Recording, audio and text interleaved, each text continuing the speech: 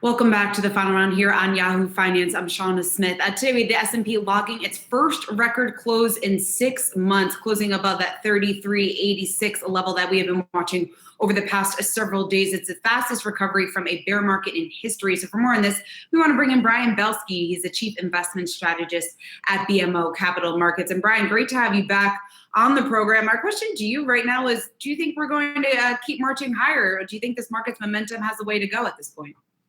We do. Thanks for having us. And I can't help myself. Yahoo for the new highs. Much to the dismay of a lot of the naysayers and the bears out there, the United States market is really setting the pace. And it's something that we expected with respect to this unprecedented upside. We wrote about it in a report on March 23rd. It was much panned. We received a lot of criticism about it. We were excessively humbled by the bear market that ensued prior to that 22-day bear market. And I think sometimes in Wall Street, we try to look for perspective of the past for a roadmap. And the roadmap that many people looked at was just way too negative, Shauna. And we warned people of that. And I think it was this JIC type of forecasting, just in case. We did see a major meltdown in the economy in the Great Depression type levels. And frankly, we haven't. And I think it really speaks to the notion of quantitative and macro investing actually not working. And that's why so many hedge funds are underperforming. That's why people jumped off the rally too early in May, and they continue to doubt the rally. So there's no doubt that there's a tug of war right now between growth and value investing. There's no doubt that we're worried about the stimulus running out. There's no doubt that we're worried about the Fed. There's no doubt we're worried about elections. But you know what word I just said a lot? Worry. Worry, worry, worry, worry, worry. And I just don't see a lot of people that are waving the flag and jumping up and down saying this is the greatest stock market in history. In fact, the doubters keep on adding up in the line, and my calls all day long are combating a litany of things that people are worried about. I was on 6 Zoom calls today or whatever platform. Everybody's negative. And for me, I become and continue to be very positive for that.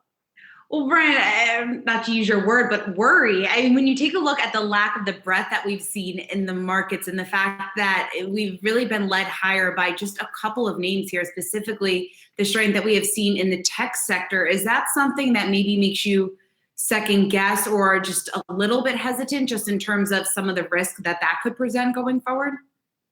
No, because we've been overweight tech and we've been right. And the other thing that you want to think about is when growth is scarce, growth outperforms. I think people have forgotten that. If you take a look at the tech stocks that have led the way, or a combination of consumer discretionary stocks, which Amazon is, communication services stocks, which Google and Netflix are, and Microsoft and Apple, of course, are tech stocks. You think about how strong the balance sheets and strong the earnings are, okay? Several times in history, in the 1960s, 70s, 80s, and 90s, we saw that type of concentration continue. We've started in the past, we've started to see a semblance of some broadening out. Shauna, I think ultimately healthcare is going to be an area that really gets going. Parts of financials, as long as we're at this near zero interest rate, it's harder for regional banks to do as well as the big money center banks. So I always like to tell people that the stock market is a market of stocks. I don't think you should be either or growth or value. You should buy the best growth stocks and the best value stocks in a market like this. Yeah, Ron, that's interesting because I mean, it does make sense, and your calls have been right, and the market continues to march to the upside. But I think one thing that has been raised in some of these earnings calls, and specifically the reports that we got out from Walmart and from Home Depot this morning, and both of them mentioned the stimulus and the fact that if we don't see another deal down in DC, the impact that could have on their businesses. When you take a look at that, just what is the downside risk if we don't get some sort of stimulus deal in Washington over the next several weeks? Well, I think we will get a stimulus deal. But again, remember, 70% of the economy is the consumer. Home Depot and Walmart, both stocks that we own in portfolios that we run for BMO, have been very strong and actually were strong prior to COVID, during COVID, and I think coming out of COVID as we try to transition from the COVID chaos to more of the COVID contemporaryism in terms of just learning how to live with that. I think that's the way I look at it. But the consumer's been strong. I think it's going to continue. But the issue with the consumer, quite frankly, Sean, is we're still spending $100. We're just not spending $100 at 10 different stores, Shauna. We're spending it at 3, and one of them's Amazon. So again, I think the stimulus, don't fight the Fed. There's more money coming, and this is about confidence and conviction.